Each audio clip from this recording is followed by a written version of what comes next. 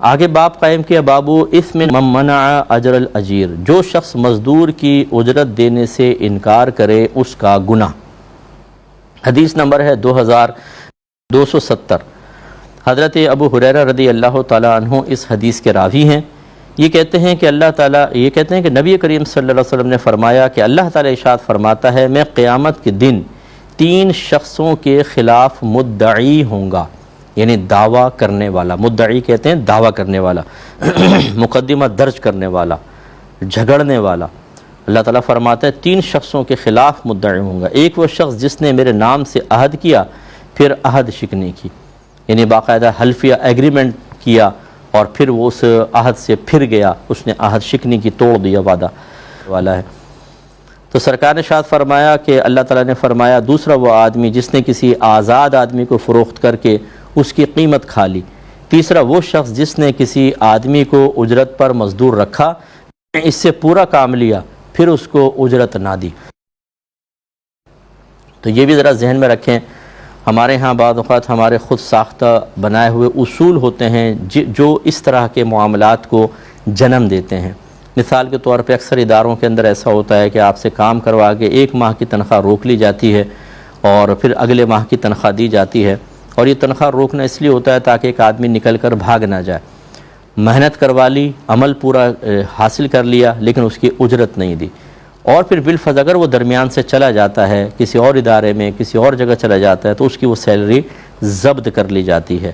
یہ ظلم کی ایک صورت ہے۔ اگر آپ کو مزدور کو روکنا ہے، آپ کو یہ خوف ہے کہ بھی چلتے کام میں چھوڑ کے چلا جائے گا تو ادارے کو نقصان ہوگا، اس کے لیے اور کوئی شرعی ہیلہ اختیار کریں۔ یہ طریقہ کار صحیح نہیں ہے کہ کسی نے کام کیا، وہ اپنی مزدوری کا مستحق ہو گیا، اس کا لینا واجب نہیں، ہمارا دینا واجب ہے، اور ہم سزاً اس کی مزدوری اجرت کو دبا لیں، سیلری دبا لیں کہ تم کیوں گئے چھوڑ کر، فلاں جگہ کیوں جوائن کیا لہٰذا ہم تمہیں سیلری نہیں دیں گے۔ یہ نہیں کر سکتے ہیں، یہ اس حدیث کے تحت آئے گا،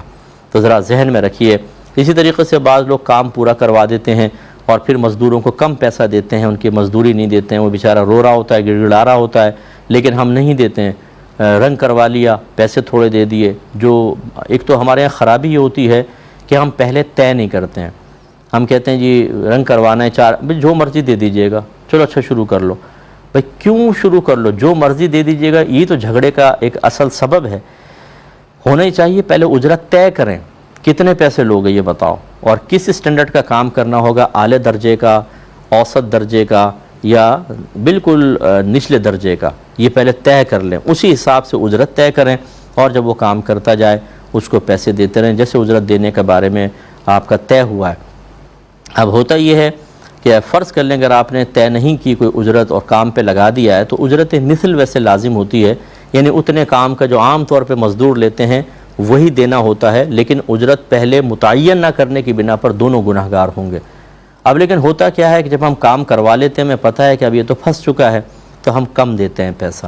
وہ کہہ رہا ہوتا ہے اس کے تو اتنے بنتے ہیں، لیکن ہم کہتے ہیں اتنا لینا ہے لے ورنہ مار لگاؤں گا تیری، بھاگ جائے یہاں سے۔ تو چونکہ ہم طاقتور ہوتے ہیں، چونکہ 4 ہمارے آدمی کھڑے ہوتے ہیں، وہ بیچارہ مزدور وہ روتا ہوا یا منہ بنا کے چلا جاتا ہے، لیکن ہم نے اس کی اجرت چونکہ دبا لی، بروز قیامت اللہ تعالیٰ کی بارگاہ میں حاضر ہوں گے تو اللہ تعالیٰ فرماتا ہے میں اس کی طرف سے مدعی ہوں گا،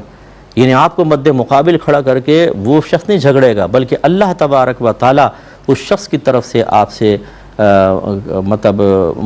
حق حاصل کرے گا اور اس کو دے گا، اور لازم بات ہے کہ اللہ سے کون جیت سکتا ہے۔ اس لیے چند روپوں کے لیے، چند اپنے دنیاوی فائدوں کے لیے شرعی اصولوں کو خون کر کے اپنے آپ کو آخرت میں پھنسانے کی کوشش میرے خیال میں کسی بھی طریقے سے یہ مناسب نہیں ہے۔